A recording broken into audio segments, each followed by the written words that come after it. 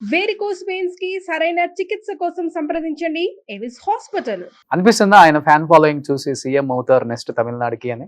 నా ఇంట్లోనే ఆయన ఫ్యాన్స్ ఉండరు. నా కొడుకు విజయ్ ఫోటో వేసుకొని టీ షర్ట్ వేసుకొని తిరుగుతుంటాడు. అంటే యూత్ లో బాగా క్రేజ్ ఉంది అబ్బాయికి.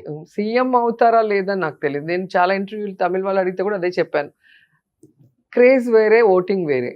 సో అతని ప్రతి నడవడిక ఓటింగ్ పడేంత వరకు ఏ చిన్న ఇన్సిడెంట్ రాంగ్ జరిగినా కూడా తలకిందులు అయిపోతాయి పాలిటిక్స్ లో.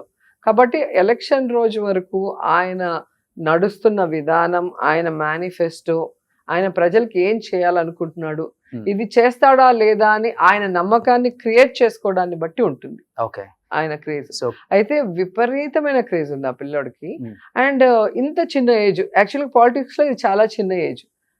కోట్లాది రూపాయల రెమ్యునరేషన్ తీసుకునే సమయంలో అవన్నీ వద్దు అని చెప్పి ప్రజాసేవ చేయాలని వచ్చేటప్పుడు ఖచ్చితంగా దానికి ఒక వాల్యూ ఇస్తారు. పవన్ కళ్యాణ్ గారు కూడా చేస్తుంది అదే కదా, కోట్లాది రెమ్యునరేషన్ వద్దనుకుని సినిమాలలో ప్రజాస్వామ్యంలోకి వచ్చి ప్రజలకు ఏదో చేయాలన్న తపనే ఆయన దగ్గర కనెక్ట్ చేసుకుంది ఆడియన్స్ అని చెప్పుకోవచ్చు కదా. ఫెయిల్యూర్ అయ్యారంటే పిఆర్పి పార్టీ పెట్టినప్పుడు ఆ పార్టీని కంటిన్యూ చేయాలి, విలీనం చేయకూడదు. యూట్యూబ్ లో ఒకటి బాగా ట్రోల్ అవుతుంది. ఏమైంది? సో ఎవరికి చెప్పకుండా ఒక ఊర్లో నేను ఒకవైపు దిగుతాను, పవన్ కళ్యాణ్ గారు ఇంకొక వైపు దిగుతారు, మా బైరెడ్డి సిద్ధార్థ రెడ్డి ఇంకొక వైపు దిగుతాడు, ఎవరికి ఎంతమంది వస్తారో చూద్దాం ఫ్యాన్స్ అన్నారు. ఈ రోజుకి నేను ఇప్పుడు అదే ఫ్యాన్స్ చూసుకుంటే మొత్తం అతిపెద్ద లార్జెస్ట్ ప్రాంతీయ పార్టీ అని చెప్పుకునే వైసీపీకి 11 సీట్లు ఇచ్చారు.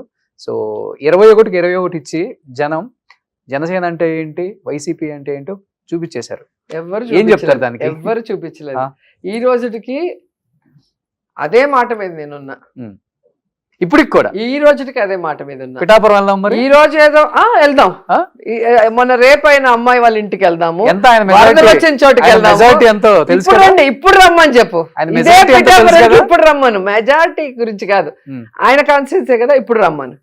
కాబట్టి మీరు ఏదో ఎందుకు అంత ఓవర్ కాన్ఫిడెన్స్ రోజా గారు? మీకు ఓవర్ కాన్ఫిడెన్స్ కాదు, గ్రౌండ్ రియాలిటీ చెప్తున్నాను. Ground reality. ఇప్పుడు 11 సీట్లు వచ్చినాయి అంటే జగన్ కి, మరి 2 సార్లు ఓడిపోయినప్పుడు ఆయన రాజకీయాల్లోనే ఉండకూడదు కదా, సన్యాసం తీసుకొని వెళ్ళిపోయి ఉండాలి కదా. మీరు 2 సార్లు ఓడిపోయారు, 2 సార్లు గెలిచారు.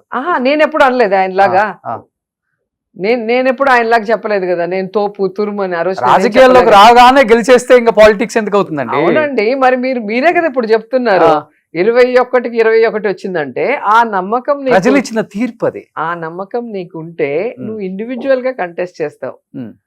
బీజేపీతోనో తెలుగుదేశంతోనో ఎవరెవరి బలంతోనో నువ్వు వచ్చావు తప్ప నీ బలంతో నువ్వు రాలా.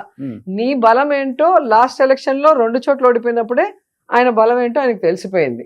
కాబట్టి ఆయన బలము మా బలము అనేది ఇక్కడ మీరు కంపేర్ చేద్దండి. నా కాన్స్టిట్యున్సీ లో కూడా నేను ఇండివిజువల్ గా నించొని ఫైట్ చేశాను, నేను ఇండివిజువల్ గా నించొని సర్వీస్ చేశాను.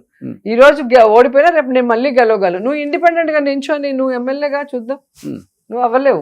నీకు బీజేపీ టీడీపీ కావాల్సిందే. కాబట్టి దాన్ని బట్టి ఎవరు పవర్ఫుల్ ఏంటి 2029లో కాబోయే ముఖ్యమంత్రి పవన్ కళ్యాణ్ గారు అంటున్నారు. అది మీరు కలలుగానండి. సో అయితే నెక్స్ట్ మేము మళ్ళీ గట్టిగా కొట్టబోతున్నాం అంటారు మీరు? ఖచ్చితంగా అండి.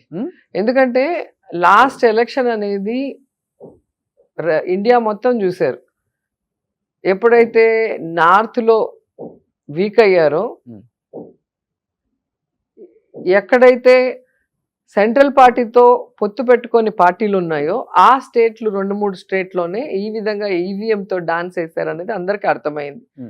ఇక్కడ మీరు తెలుసుకోవాల్సింది ఒక్కటే, ఈరోజు ప్రతి ఇంటికి ఎంతమంది ఉంటే అంతమందికి సర్వీస్ చేసిన జగన్మోహన్ రెడ్డి గారిని వద్దనుకొని, ఇల్లు లేని ప్రతి వాడికి ఇల్లు ఇచ్చి, వాళ్ళ పేద పిల్లలకి చదువునిచ్చి, వాళ్ళకి ఆరోగ్యశ్రీ ద్వారా సపోర్ట్ చేయడమే కాకుండా హాస్పిటల్స్ని రెన్యువేట్ చేసి, స్కూల్స్ని రెన్యువేట్ చేసి, ఒక క్వాలిటీ ఎడ్యుకేషన్, క్వాలిటీ వైద్యం అందించాక ఇవి మాకొద్దు అని ఆయన నోడిచ్చి ఏమీ చేయని వాళ్ళని ఎప్పుడు అందుబాటులో లేకుండా ఎక్కడో హైదరాబాద్ లో రెస్ట్ తీసుకునే వాళ్ళకి ఓటేస్తారని మీరు అనుకుంటున్నారా? ఫస్ట్ పాయింట్ చెప్పేది చేస్తే 11 సీట్లు ఎందుకు చెప్తున్నాను.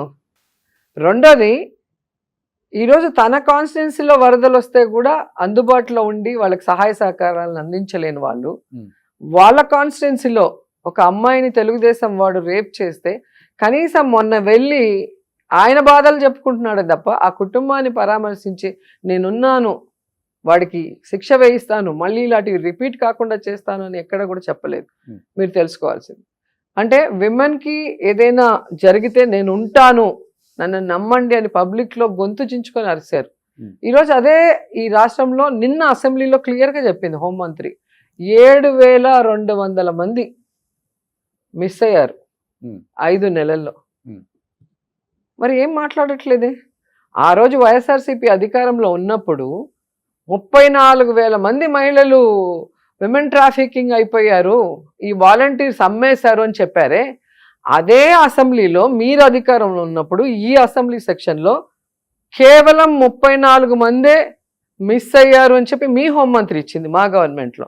మీ గవర్నమెంట్లో 5 నెలలకి 7,200 మంది మిస్ అయ్యారని మీ హోంమంత్రి చెప్పింది. మరి ఇప్పుడు ఎందుకు నోరు మెదపట్లేదు?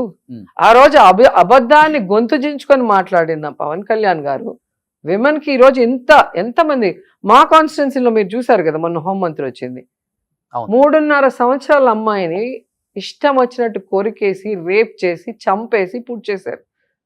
కనీసం వచ్చి ఆ కుటుంబాన్ని పలకరించలేదు, పరామర్శించలేదు, దాని గురించి చర్యలు చేపట్టలేదు. కేవలం వైఎస్ఆర్సీపీ నాయకుల మీద మీరు మాట్లాడారు, మీ మీద కేసు, మీరు పోస్ట్ పెట్టారు, మీ మీద కేసు, తప్పు చేస్తుంటే తప్పుడు పోస్ట్ పెట్టుంటే మీరు అరెస్ట్ చేయండి. గవర్నమెంట్ కూడా ఇదే చేసింది, ఎవ్వరు చేయలేదు, మాట్లాడితే కేసు, ఎవరి మీద లేదు. మీరు ఎవరి మీద అట్లాగా అనవసరంగా పెట్టారు, ఒక్కటి చూపించండి. ఈ రోజు నేను అదే చెప్తాను, నిన్న కూడా ప్రెస్ మీట్లో అదే చెప్పాను. నిజంగా ఎవడైనా వల్గర్ గా పోస్ట్ పెడితే నేను కూడా ఒప్పుకోను. సుమన్ టీవీలో మీ పర్సనల్ అండ్ బిజినెస్ ప్రమోషన్స్ కోసం కింది నెంబర్కి కాంటాక్ట్ చేయండి.